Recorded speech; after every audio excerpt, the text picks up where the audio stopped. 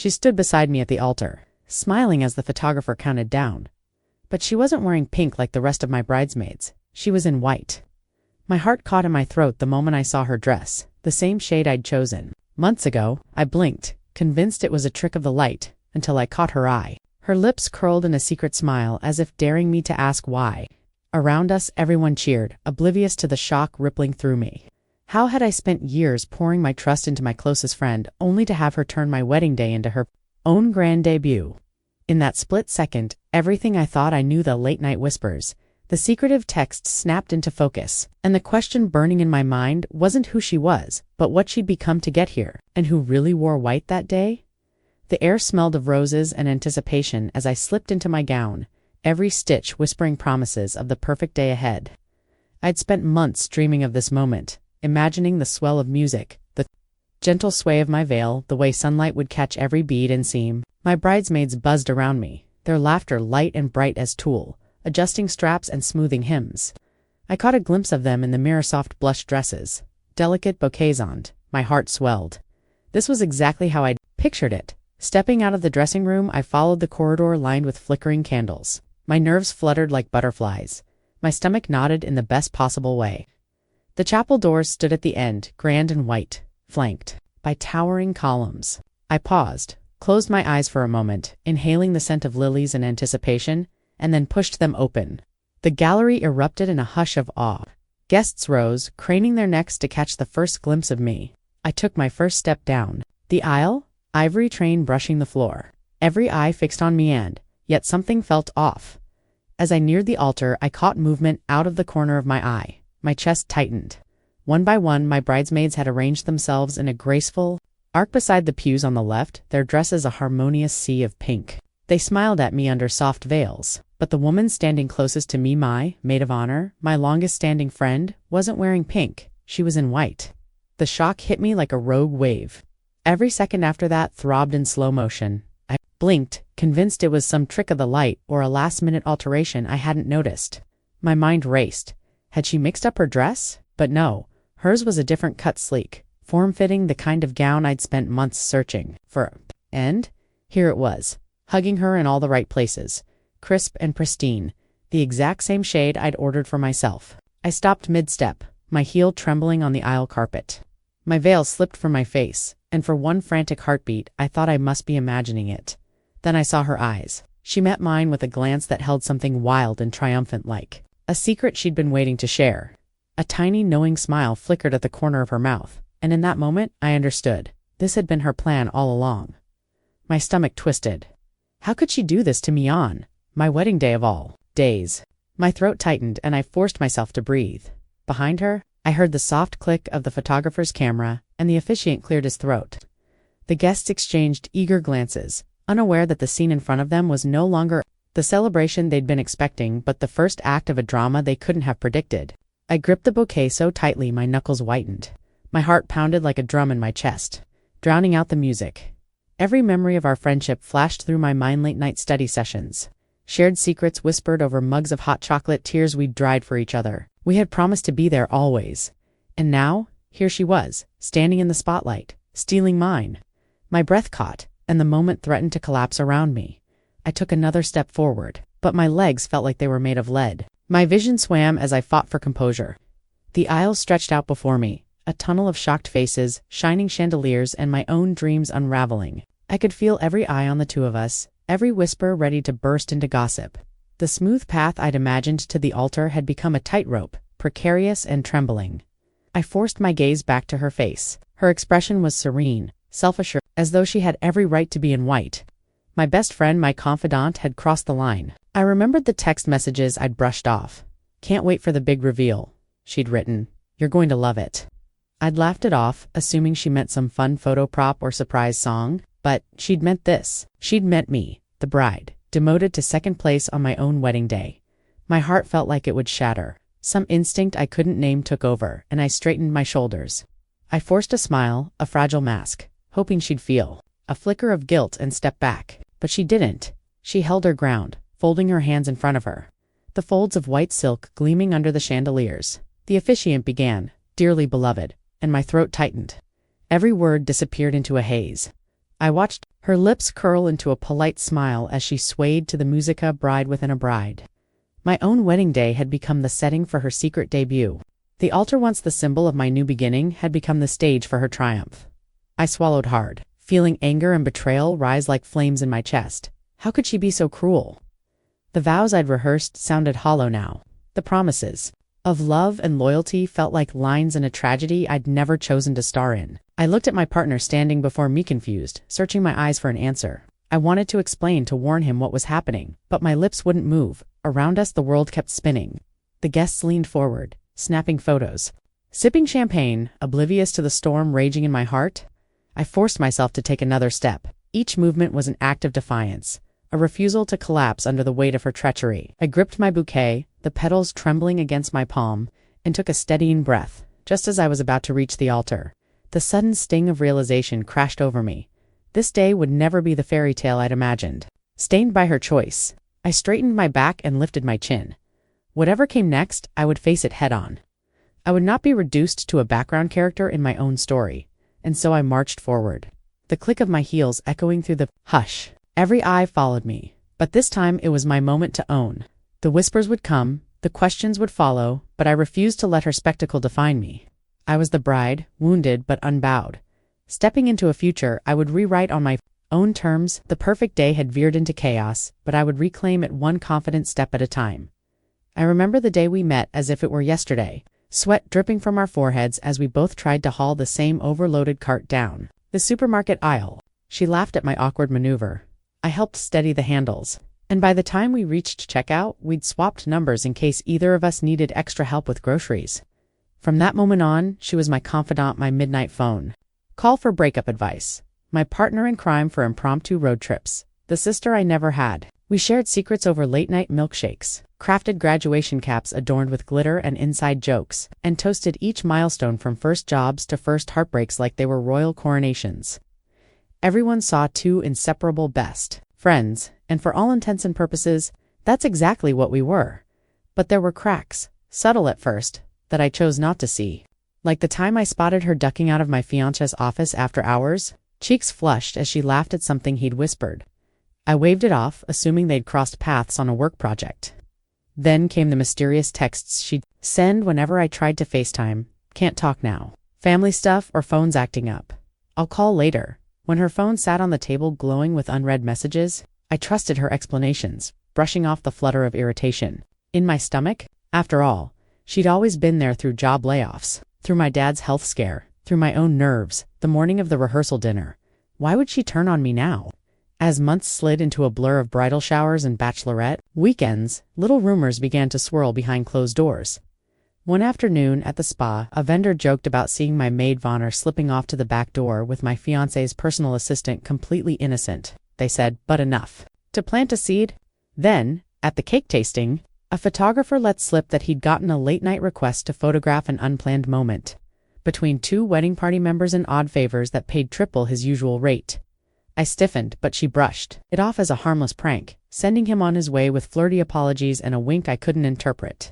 There was also the envelope I found tucked under her pillow at our slumber party planning weekend, a handwritten note with my name on it, containing a folded slip of paper I'd only glance at before stuffing back into her purse. It was a copy of our wedding invitation, beautifully printed, embossed in gold, with her name listed not under bridesmaid, but under bride. Asked her to pick her dress color. She caught me staring and laughed, taking it back and promising it was for the scrapbook. My heart eased, but something about the way her fingertips lingered on the paper made me swallow hard. Then came the proposal party, where my fiancé surprised me with an engagement ring he'd designed just for me. I was floating on pink champagne and love, until I noticed her phone buzzing relentlessly in her clutch. Work emergency, she mewled, ducking into the bathroom and emerging a full 10 minutes later with mascara smeared under her eyes. I patted her back, told her everything was fine, and tried to resume the celebration, but the knot in my stomach tightened. By the time the rehearsal dinner rolled around, I was running on pure adrenaline. I thought I'd see her sneak off to call her partner, but she stayed by my side, toasting my future with tear-bright eyes. Been by my side through it all? She smiled and clinked her glass against mine, and for a moment, I believed I'd never been prouder to call her my best friend. But hidden beneath the surface, a web of late-night rendezvous and hushed whispers was weaving itself into a trap. Unbeknownst to me, she'd quietly slipped away to sign papers, book flights, and arrange florists for a ceremony that celebrated someone else's love her own. The constant rumors of her busy life weren't about her family or a side business, they were the smoke signals of a secret wedding she'd choreographed in parallel to mine. She'd spent weeks lining up vendors, scouting venues, and drafting vows for herself and my fiancé while I danced along in ignorance, entrusting her with every intimate detail of my own big day. On the surface, though, she remained the picture of devotion. She ironed my dress until it gleamed, delivered heartfelt toasts that had us all reaching for tissues, and slipped me calming lavender oil on my wrists when my nerves threatened to consume me. Loyalty, except I'd been in on only half the story. Every ritual of sisterhood, matching robes, shared Manas's secret hashtags had been a stage for her performance, a way to cloak her true intentions in the trappings of friendship. I replayed our old voicemails and texts, the times she'd offered to help with seating charts, the selfies she'd sent captioned "Bride Tribe for Life," all while she was plotting a life with him just out of sight. I wondered how many times she'd pressed send on photos of me in my dress just to make sure everything looked perfect, so that nothing would give away her deeper plans. Bridal brunches, to manage delicate family dynamics, to safeguard the secrets of my past. Instead, I'd been shoulder to shoulder with the architect of my own betrayal. The knives of disbelief and heartache twisted together until anger flared hot inside me. I felt foolish for ignoring the signs, for chalking up every half-truth to harmless miscommunication. My confidence crumbled as I realized she hadn't just borrowed my world, she'd rewritten it for her own purposes. And yet, behind her poised smile and steady composure, I began to understand how carefully she'd planned it all. She knew my favorite flowers, my precision color palette, my taste in music. She'd used my own wedding preparations as her secret blueprint, mirroring my style to ensure no one would suspect the switch until it was too late. Down?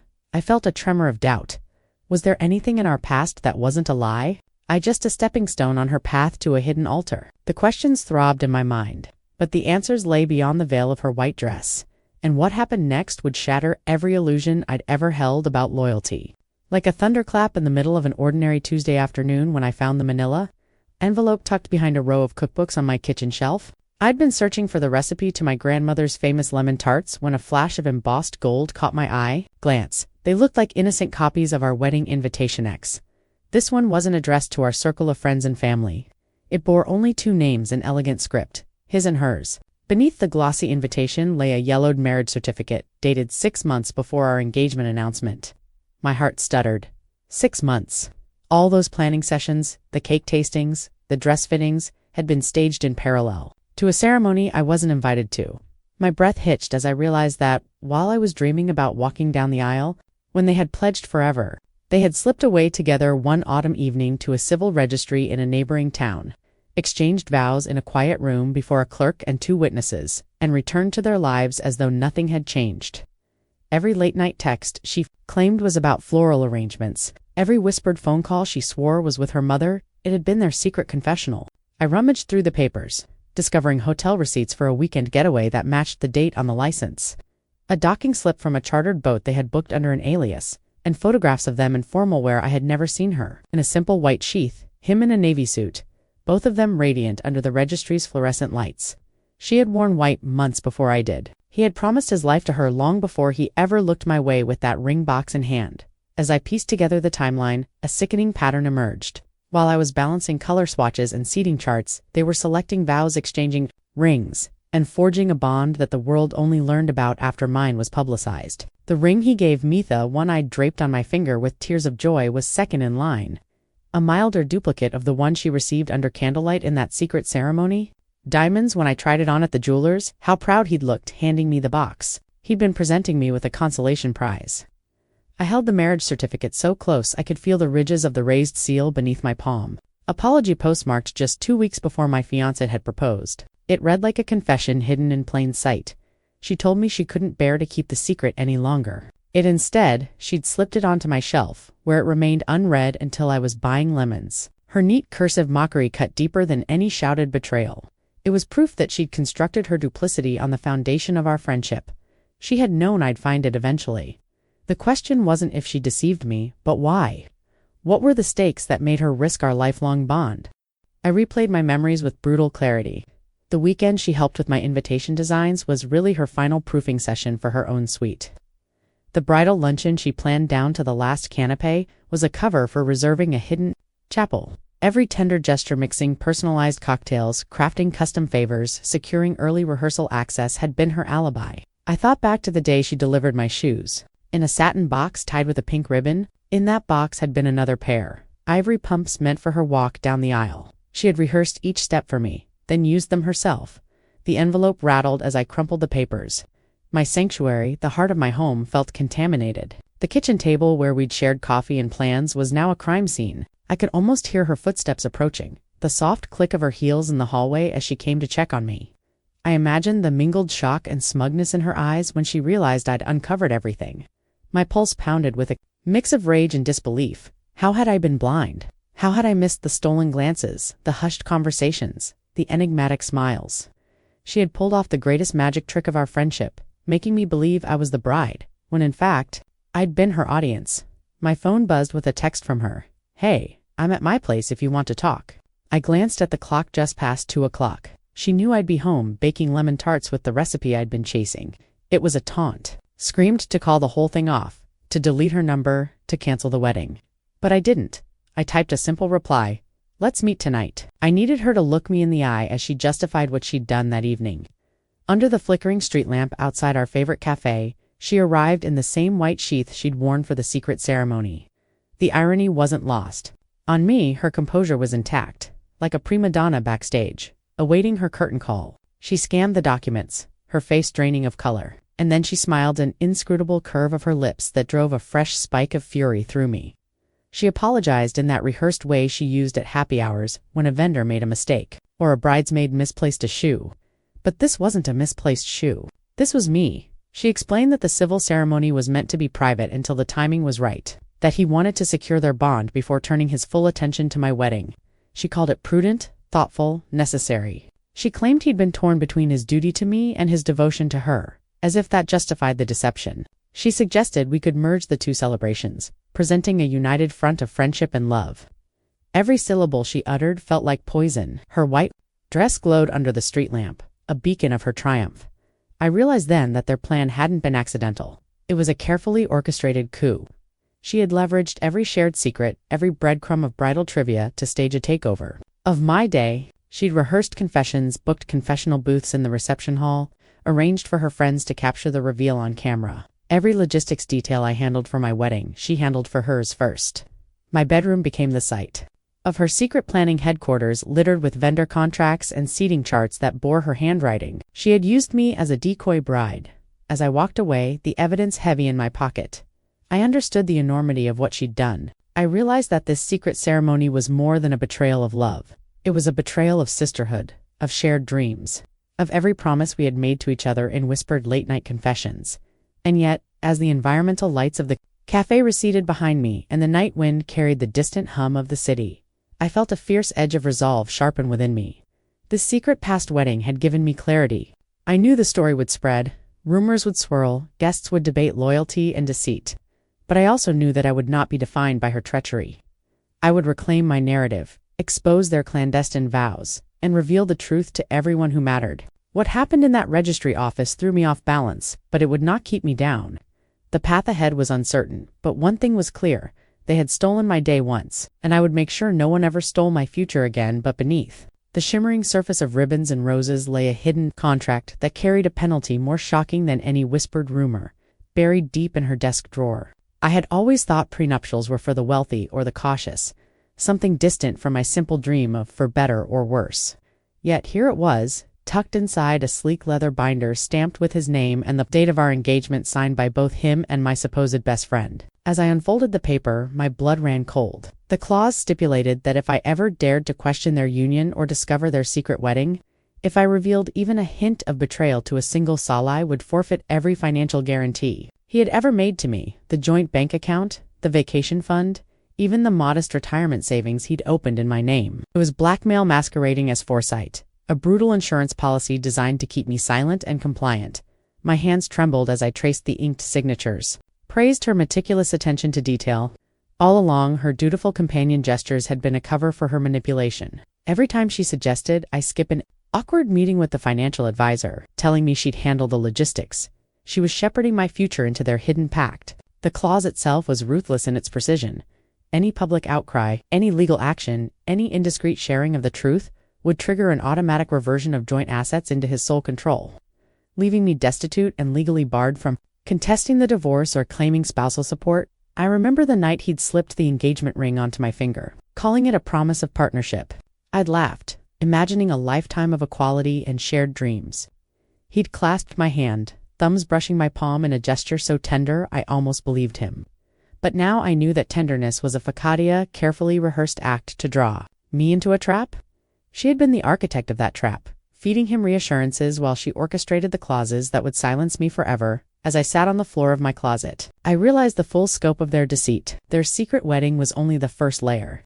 This prenuptial clause was the mechanism ensuring I would never expose them. Warnings whenever I joked about needing a plan B. She had positioned herself as my guardian angel, intervening whenever I suspected something amiss, disarming my doubts with her practiced sincerity. In reality, she was a spy in my camp, cataloging every secret I shared to use as leverage against me. The manipulations extended even further. I found bank statements showing that she'd walked me through setting up joint accounts under the guise of convenience savings for the honeymoon, a fund for spring break, a small emergency stash. I'd been thrilled at the thought of pooling our resources, envisioning a future built on mutual trust. Yet each deposit I made into those accounts was quietly matched by a transfer to an offshore account I'd never heard of. An account registered in her name and his, the two of them co-conspirators in a scheme to control my money. The withdrawals were timed precisely. A day after I mentioned a fear of outliving my savings, a week after I wrote in my journal about wanting to start a family, they siphoned off my hopes and investments before I even realized what I was doing. And then there were the whispered doubts she planted in the hours before my most important meetings. Maybe you're not ready to negotiate with your father, she'd say, urging me to postpone discussions about inheritance rights. Let me handle it till I have experience with contracts, she'd add, eyes soft with concern. Each time I handed over a negotiation or an appraisal, I lost another piece of agency. I learned later that the contracts she'd prepared under my name were lopsided, skewed heavily in his favor, with her initials slipstreamed into the fine print as a benefited third party. It was a labyrinth of legal trickery designed to entangle me in obligations I could neither fulfill nor escape. Yet even as the betrayal sank in, I recognized how masterfully she'd orchestrated it all. She'd mimicked my handwriting to sign the initial cover letter, matched my voice when calling vendors, and used every scrap of information I'd ever confided in her my favorite loan terms, my nostalgic dreams for old bookstores and quiet mornings to make her suggestions feel instinctively right. She knew exactly which buttons to press, a leaning impostor at the bridal salon, a gentle, reassuring hand on my back, a whispered, "Don't worry, I've got this" on the morning of the rehearsal. Each of those moments had been a calculated step in her campaign to steal the day and my future. The final blow came when I uncovered a draft email on my laptop and sent, but painstakingly composed, addressed to my lawyer, seeking advice on contesting a prenuptial agreement. She had opened it, deleted my words, and replaced them with a draft resignation letter from our wedding planning team, citing personal reasons and unexpected family obligations. I realized she'd been monitoring my every keystroke, intercepting my pleas for legal help before I could even hit send. That discovery ignited a furious resolve in me.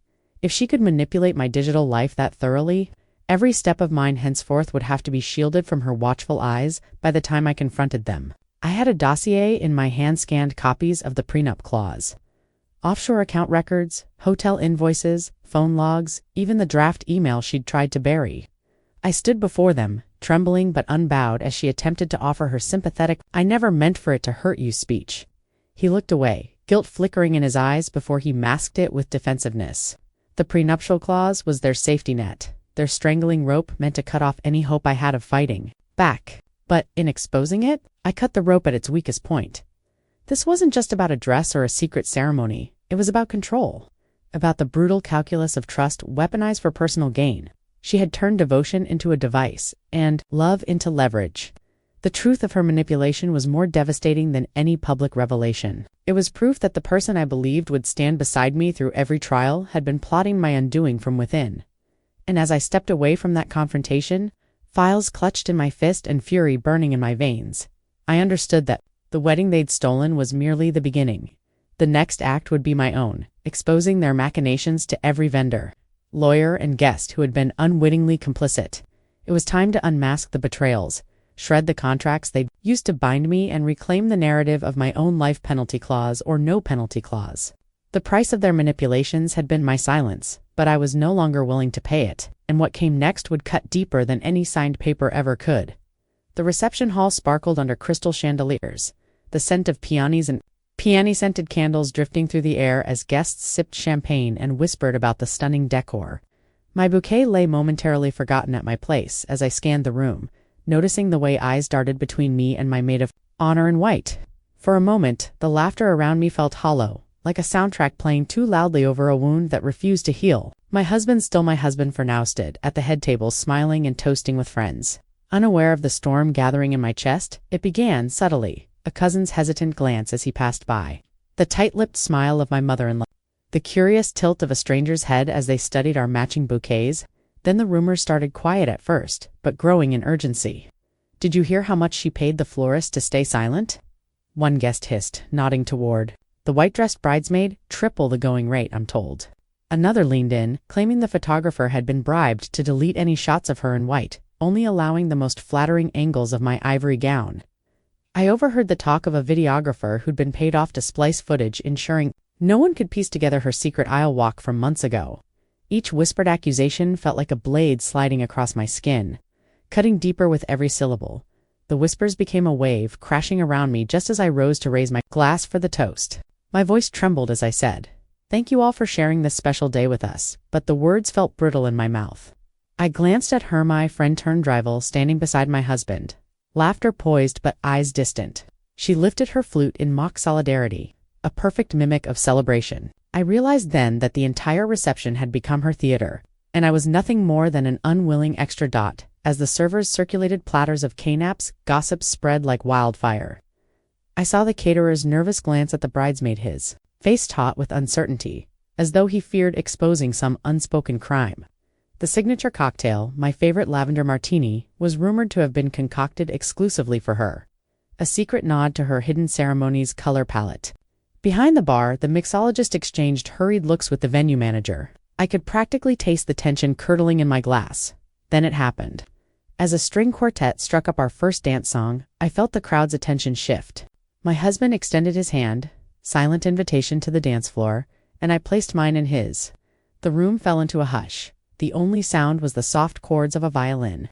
For a fleeting moment, I felt their eyes soften, as if they remembered the bride I was meant to be. But that moment shattered when I caught sight of a ring flash in the back of the room. One of the guests had snapped a photo of my maid of honor slipping a folded piece of paper into my husband's pocket, something exchanged in secrecy, right? There in full view. A hush rippled through the audience, curiosity sharpening like a blade. I stilled, heart hammering. And because I was trapped mid-dance under the spotlight, there was nowhere to look but at them. My husband's face drained of color as he realized what she'd done, the hush deepening until it felt as heavy as velvet curtains drawn closed against daylight. Gasps fluttered around me. Some guests covered their mouths in shock. Others lifted their phones, the glow of screens illuminating their astonished faces. I didn't need to know what was on that paper, the invitation, the marriage certificate, the prenup clause, to understand it was another layer of their conspiracy. I pulled my hand free and stepped back, my gown rippling like a white flag of surrender. The quartet faltered, the notes trailing off. In the silence, I heard the quiet click of a vendor's intercom. "We need to secure footage from 6 months ago." Another hush as the realization sank in that this wasn't just about a dress. It was about a story rewritten without my consent. My husband looked at me, desperation flickering in his eyes. I saw the conflict there, the man I loved battling with the man who'd hidden half his life from me. He opened his mouth, but the words died before they landed.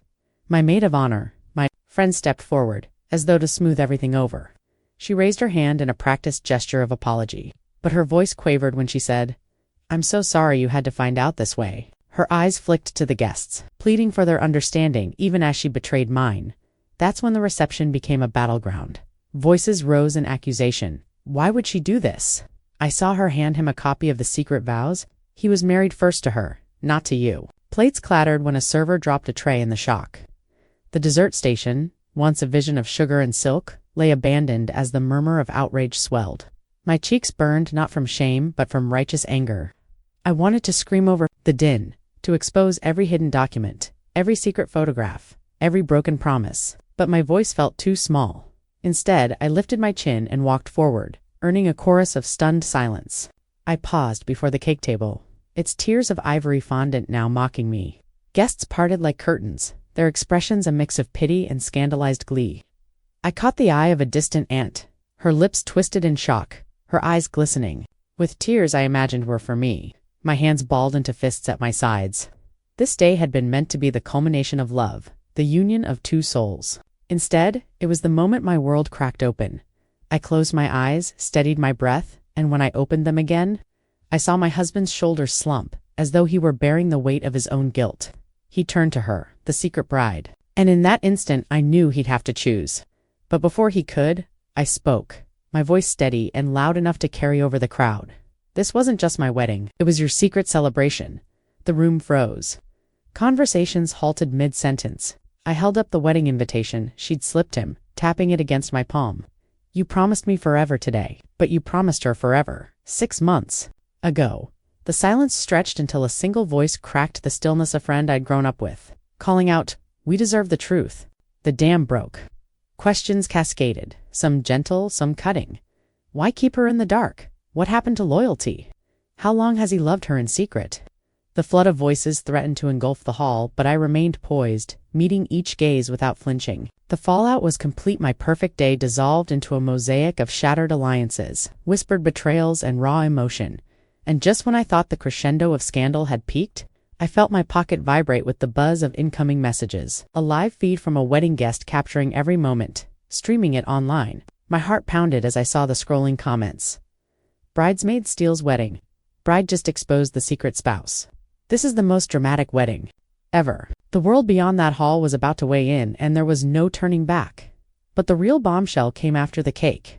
The moment my knees gave out beneath me, 100 cell phones whipped up to catch the collapse. 1 second I was standing under a canopy of fairy lights, the next I was crumpling to the marble floor of the reception hall, tears streaming down my cheeks. The hush that fell in the room was the precursor to chaos. Gasps, the clatter of chairs, the muted thud of my bouquet hitting the ground.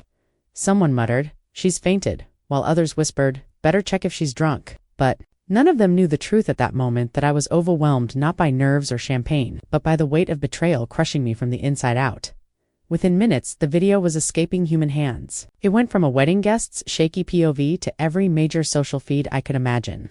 The clip started with polite smiles and swirling confetti, then zoomed in on the silent tear slipping down my cheek before the world tilted and I went down. In the caption, someone had already typed, "Bride collapses after discovering the maid of honor was a secret wife. #drama, #wedding fail." And just like that, my most intimate breakdown exploded into a public spectacle. The comments poured in, a flood of sympathy and scorn that felt like fire and ice all at once. On one side, strangers called out, "Oh my God, are you okay?" Sending love. And this poor woman, no one deserves that on their big day. Every get well soon and heart emoji lifted something heavy in my chest, reminding me I wasn't entirely alone. Friends from childhood messaged in private threads with SOS emojis. Women I'd never met offered words of encouragement, and even the local news station shared the clip with a gentle plea. Let's rally around this bride in her moment of crisis. But almost instantly, a darker current swirled up. Serves her right, one commenter sneered. Should have seen it coming. Who invites a rival to stand next to her? Another wrote, she probably deserved to collapse. I'd be devastated if my best friend did this to me. The tsunami of "I wouldn't have been so nice" and "good riddance" rolled in, each one striking like a judgmental lash. A few voices even speculated I'd staged the fainting to upstage the real bride. What a stunt. Without any idea of the months of hidden ceremonies and contracts that had led to this moment, within hours my name and face were trending. #WhiteDressGate, #Bridesmaid, #WeddingBetrayal. News outlets grabbed sound bites from guests. It was heartbreaking.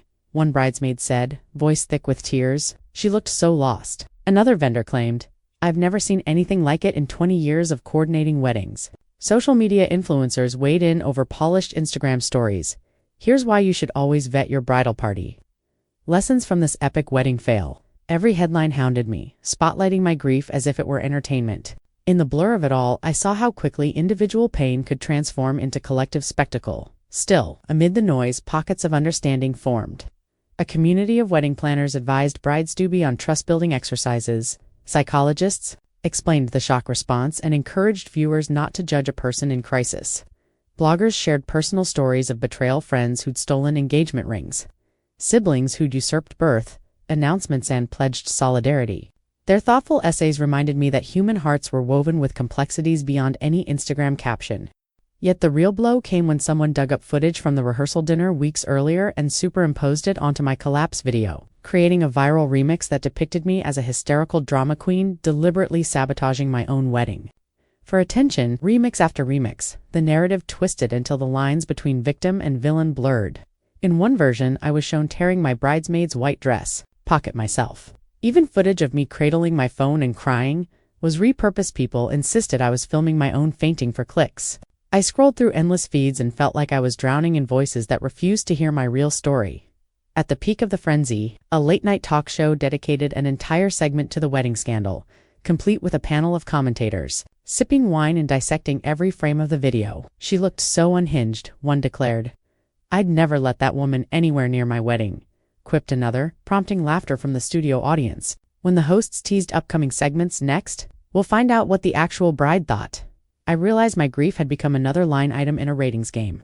My face illuminated television screens across the city before I even had the chance to process what was happening. I tried to push back. I posted a short message on my own profile. "I'm okay. Thank you for your support." But before I could add more context, replies had already escalated.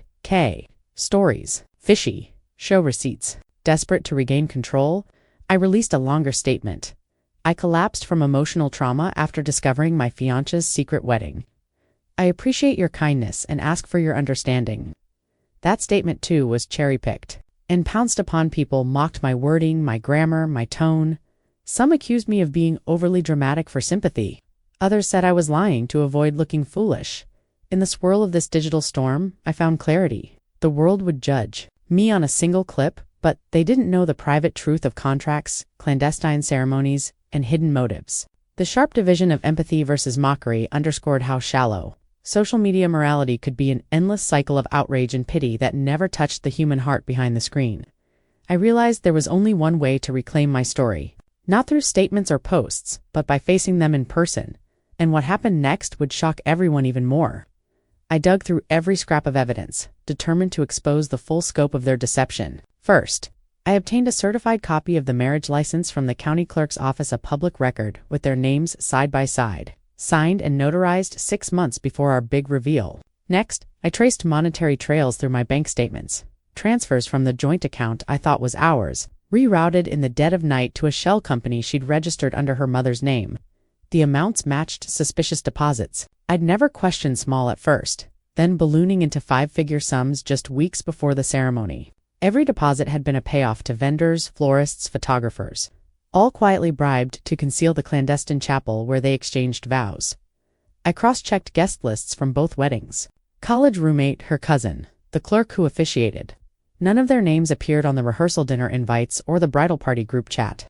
I tracked down those witnesses one by one. His friend admitted he'd flown in under a fake name, then flown out within hours, paid handsomely for his silence. Her cousin confessed she'd been offered a luxurious weekend getaway, 1 free spa treatment, 2 nights in a suite just for showing up long enough to sign the register. The clerk, a retired judge, recognized the depth of the scheme and told me how they'd insisted on minimal fanfare, promising to keep it off the books. Then I confronted her directly. I laid out the marriage license, the bank transfers, the vendor affidavits, the witness statements. Her eyes darted between the documents, lips pressed tight. She placed a hand on the table, as if to stop the evidence from sliding back at her. "I never wanted to hurt you," she whispered, but her voice cracked. She sounded as though she were reciting lines rather than speaking from the heart. She confessed that he'd first suggested the secret wedding after a particularly heated argument about our future. He'd been fearful of commitment, yet desperately in love with her. She'd worried he'd back out on our public ceremony if he knew they didn't already have a binding union. In her mind, she was saving our relationship from itself, securing his promise before the moment it counted. Her rationale sounded like a twisted fairy tale. She painted herself as the hero who saved me from heartbreak, but every word dripped with self-justification. Loyalty wasn't why she'd done it. Fear was fear of losing him, and ambition. She craved the spotlight. She wanted the title of bride to be hers, not mine. She admitted she'd chosen the same gown, the same colors, even the same venue plans, as if mocking my role in her story.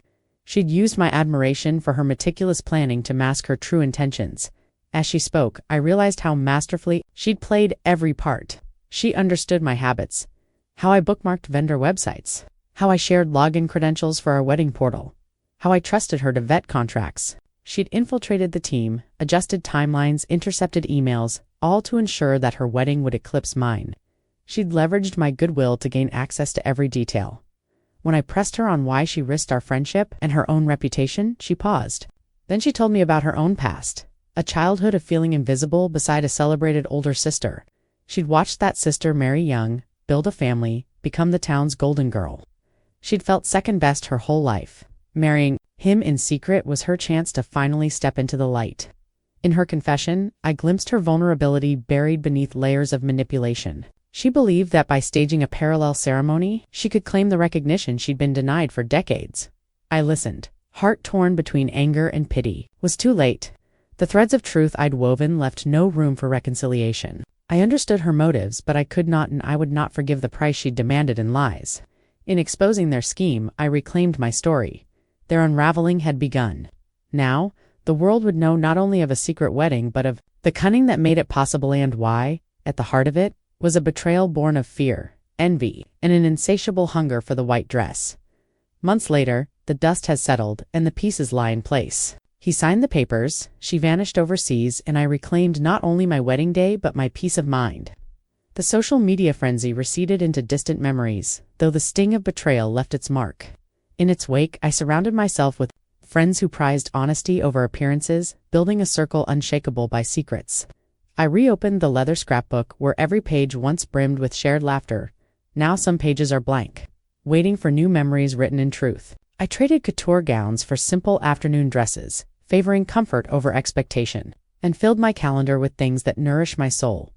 Pottery classes, sunrise hikes, and late-night talks under fairy lights. Every yes I utter now is mine alone, spoken from a place of self-respect rather than fear or obligation. I learned that a white dress doesn't confer worth, and a promise whispered in shadows can never outshine one made in daylight. The scandal that once threatened to define me instead taught me to hold my heart as my own, never to relinquish control. In the end, I wore white for myself, and broken, unapologetic, and finally free.